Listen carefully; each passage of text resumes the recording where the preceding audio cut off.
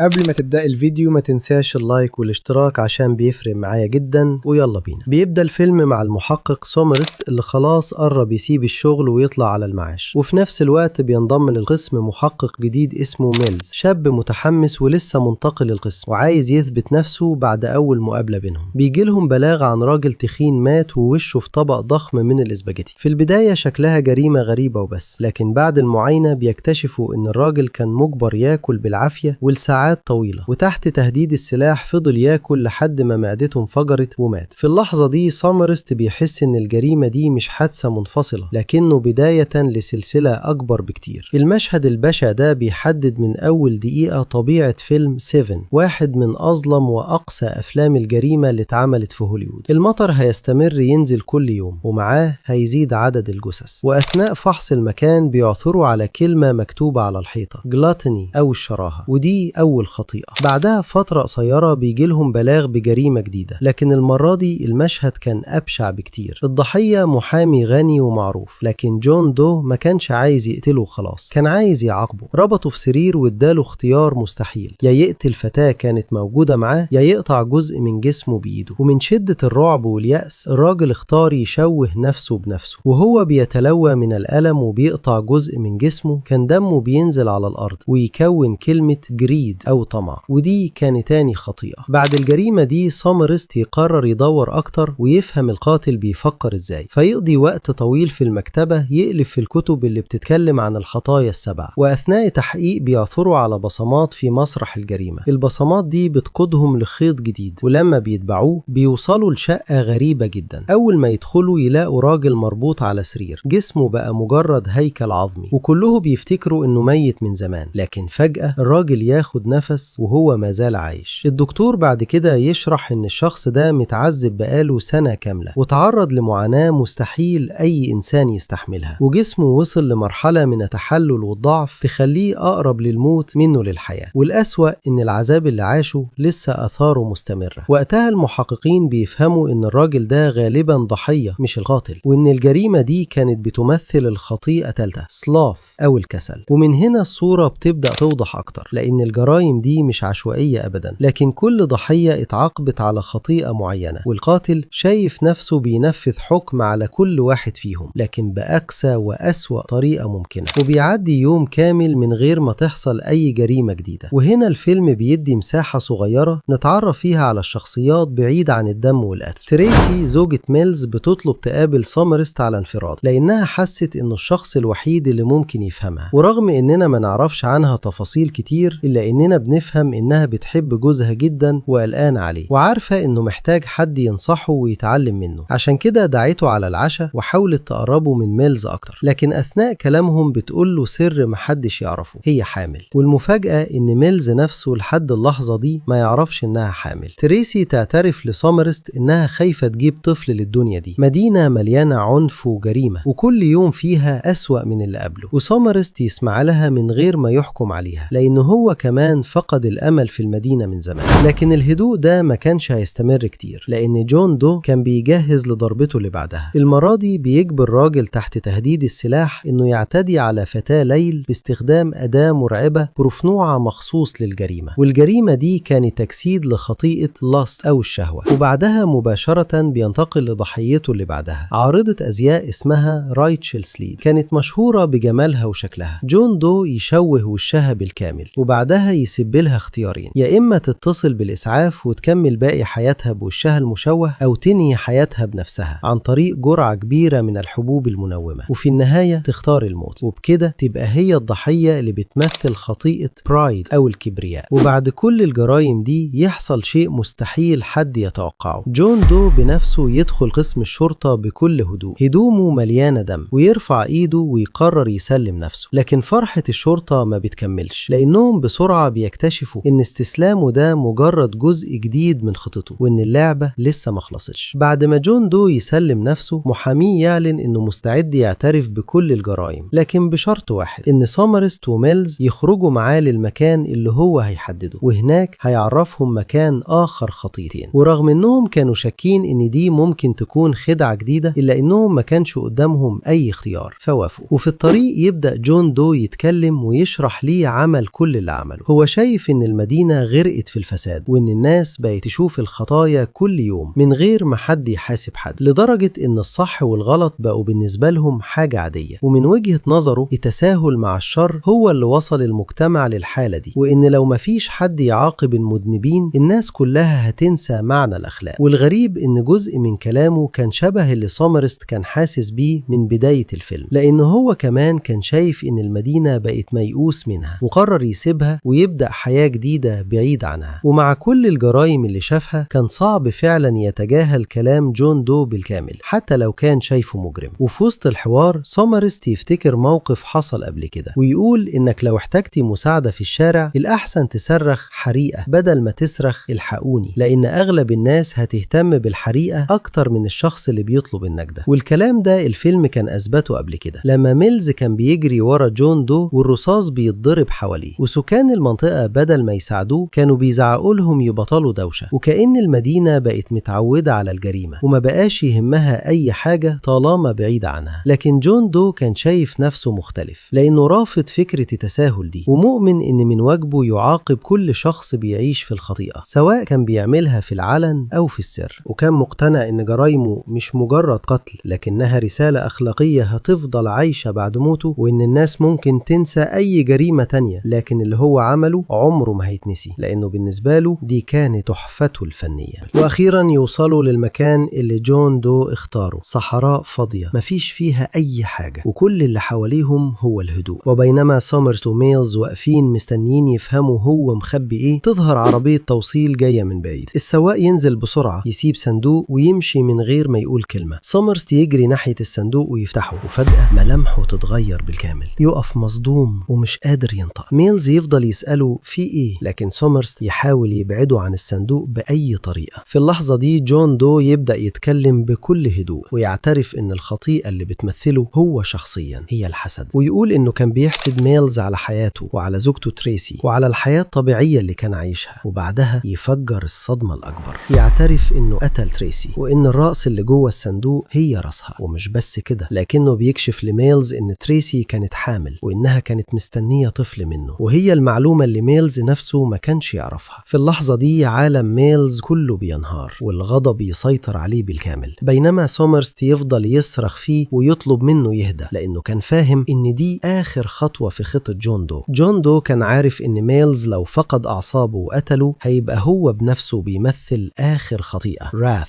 أو الغضب. وبرغم كل محاولات سومرست إنه يمنعه، ميلز ما قدرش يستحمل ورفع سلاحه وضرب جون دو أكتر من طلقة لحد ما قتله. وفي اللحظة دي تكون خطة جون دو اكتملت زي ما كان مرسوم ليها من البداية. هو مات لكن كسب لعبته، لأنه نجح يخلي ميلز يقع في الخطيئة الأخيرة ويكمل بنفسه دايرة الخطايا السبع اللي كان بيبنيها طول الفيلم.